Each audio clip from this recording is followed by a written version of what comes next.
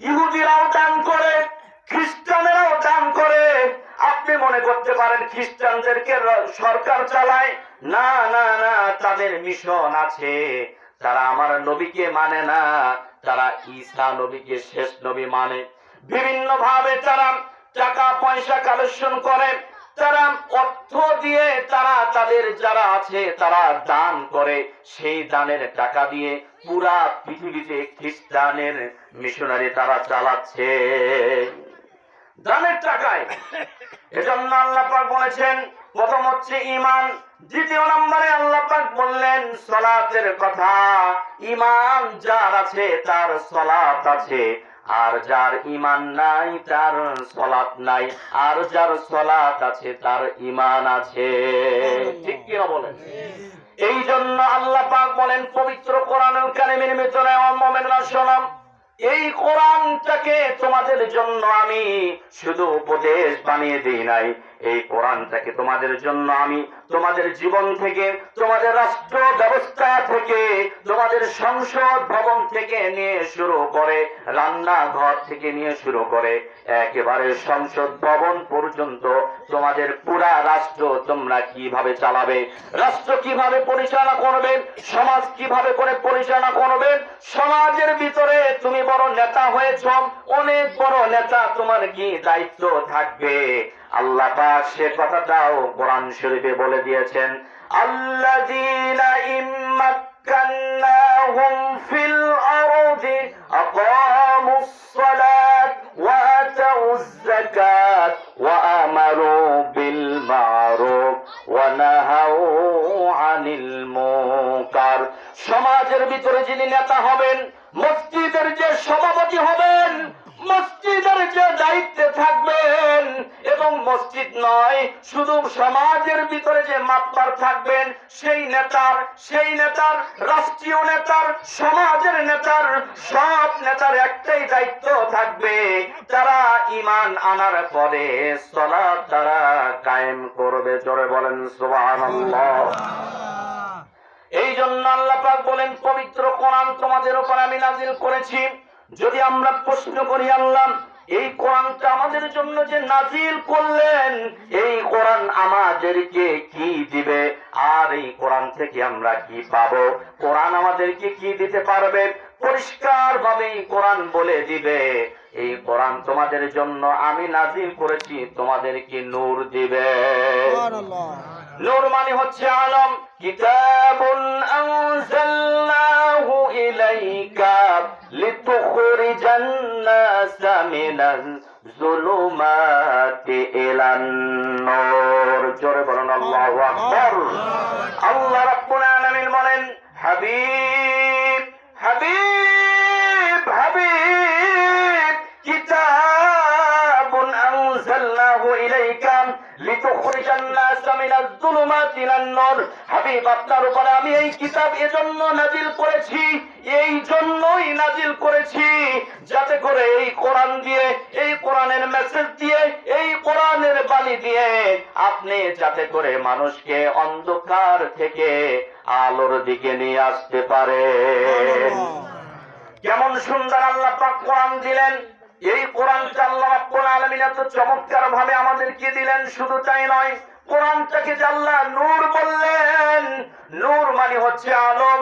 যত বড় আপনি বিপদে থাকেন, যত বড় সমস্যার ভিতরে থাকেন না কেন, কোরআনের কাছে যদি আপনি আশ্রয় নেন, কোরআন আপনাকে মুক্তি দিয়ে দিবে। যেমন কি করে আল্লাহ রাব্বুল আলামিন, আমি একটা সংক্ষেপে একটা উদাহরণ দিচ্ছি। হযরত আইয়ুব আলাইহিস সালামের একটা রোগ হয়েছিল, কুষ্ঠ রোগ। সবাই জানে যে একটা কুষ্ঠ রোগ আইয়ুব নবীর হয়েছিল। এই রোগটা একদিন দুই দিন নয়, কোন রিওয়ায়াতে এসেছে 7 বছর পর্যন্ত তিনি এই রোগে আক্রান্ত ছিলেন। আবার কোন রিওয়ায়াতে এসেছে যে 18 বছর পর্যন্ত আইয়ুব নবী এই রোগের ভিতরে আক্রান্ত ছিলেন। ঠিক কিনা বলেন? কিন্তু আইয়ুব নবীকে আল্লাহ রাব্বুল আলামিন এত বড় কঠিন রোগ দিলেন। বুঝানোর জন্য আমি বলছি, আইয়ুব নবী তিনি এত কঠিন রোগে আক্রান্ত হওয়ার পরেও জীবনে কোনদিন আল্লাহকে বললেন না যে আল্লাহ আমি একজন নবী, তুমি আমাকে নবী হিসেবে প্রেরণ করেছো, আর তুমি আমাকে এত কঠিন বড় একটা রোগ কেন দিলা? কোনদিন এ কথা আইয়ুব নবী বললেন না, বরঞ্চ আইয়ুব নবী, সংক্ষেপে আমি বলতেছি, বরঞ্চ আইয়ুব নবী এ কথা বলেছেন, রব্বি আন্নী মাসসানিয়াদ দুররু ওয়া আনতা আরহামুর রাহিমিন। আল্লাহ রাব্বুল আলামিন কি ডেকে বললেন, রব্বি রব্বি আন্নী মাসসানিয়াদ দুররু, ও আল্লাহ তুমি আমাকে যে রোগটা দিয়েছো, এই কঠিন রোগ, এটা একটা কঠিন রোগ, ওয়া আনতা আরহামুর রাহিমিন, তোমার চাইতে দয়ালু, তোমার চাইতে মায়াশীল দয়াশীল পৃথিবীতে কেউ নাই, কেউ নাই, তোমার মতো দয়ালু কেউ নাই। কি বুঝলেন আপনারা? এখানে আইয়ুব নবী একবারের জন্য বলেন নাই যে আল্লাহ তুমি আমাকে শেফা দান করো, তুমি আমাকে সুস্থ করো, এ কথা তিনি বলতে পারতেন কি পারতেন না? আরো জোরে বলেন, পারতেন কি পারতেন না? আমার রোগ হয়েছে, আমি কেন আল্লাহকে বলবো না যে আল্লাহ তুমি আমাকে সুস্থ করো? কিন্তু আইয়ুব নবী কেমন নবী, আল্লাহু আকবার, কেমন নবী আইয়ুব নবী, তিনি নবীদের ঈমান কোথায়? বললেন না যে আল্লাহ আমাকে যে রোগ দিয়েছেন আপনি আমাকে সুস্থ করেন, এ কথা তিনি বললেন না। তিনি বললেন আল্লাহ তোমার চাইতে দয়ালু আর কে আছে, তোমার চাইতে দয়ালু কে আছে? মানে আল্লাহকে বোঝাতে চাচ্ছে আল্লাহ তুমি তো রহমান, তুমি রহিম, তুমি গফুর। ও আল্লাহ এই পৃথিবীর সব দরজা যখন বন্ধ হয়ে যায়, সব কিছু যখন বন্ধ হয়ে যায়, আল্লাহ তোমার দরজা বন্ধ থাকে না, তুমি বান্দার জন্য সব সময় তাকিয়ে থাকো, ঠিক কিনা বলেন?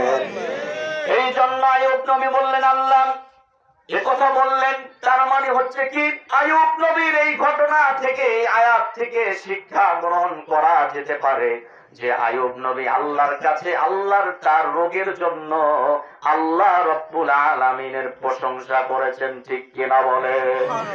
আমি আলোচনার শুরু দিয়ে কথা বলেছিলাম যে সব সময় প্রশংসা করতে হবে কার? হাত উঁচু করে বলেন কার? বলেন আল্লাহ, ইয়া আল্লাহ, ইয়া রহমান, ইয়া রহিম, ইয়া রব্বুল আলামিন।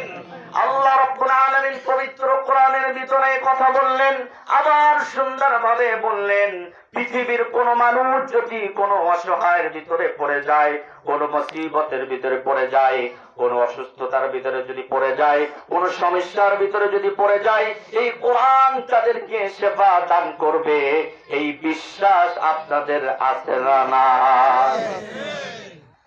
বিশ্বাস রাখতে হবে। আল্লাহ রাব্বুল আলামিন পবিত্র কোরআনের ভিতরে বলেন, وَنُنَزِّلُ مِنَ الْقُرْآنِ مَا هُوَ شِفَاءٌ وَرَحْمَةٌ لِلْمُؤْمِنِينَ। এই কোরআনটা আল্লাহ রাব্বুল আলামিন নাযিল করেছেন শিফা, ঔষধ, ঔষধ, ও রাহমাতুল লিল মুমিনিন। এই কোরআন মুমিনদের জন্য ঔষধ, রহমত, রহম। এই কোরআন মানুষকে রহমত দিয়ে থাকে, ঔষধ দিয়ে থাকে।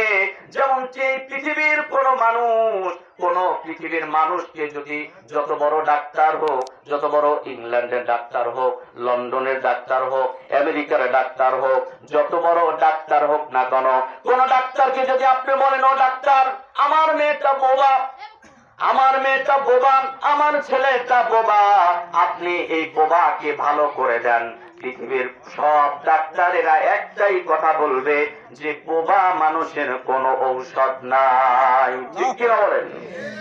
বোবা মানুষের কোনো ঔষধ নাই। কিন্তু পৃথিবীতে এমন একজন ডাক্তার বের হয়েছে যিনি শুধু এ কথা বলেন যিনি শুধু বনি ইসরায়েলের আয়াতটা পড়েন আর বোবা মানুষের মুখের ভিতরে আঙ্গুল দেয় আর ফু দেয় আর বোবা মানুষের মুখের ভিতরে আঙ্গুল দেয়, বোবা মানুষকে আয়াত পড়ে যখন ফু দেওয়া হয় বোবা মানুষ কথা বলে ফেলে। পৃথিবীর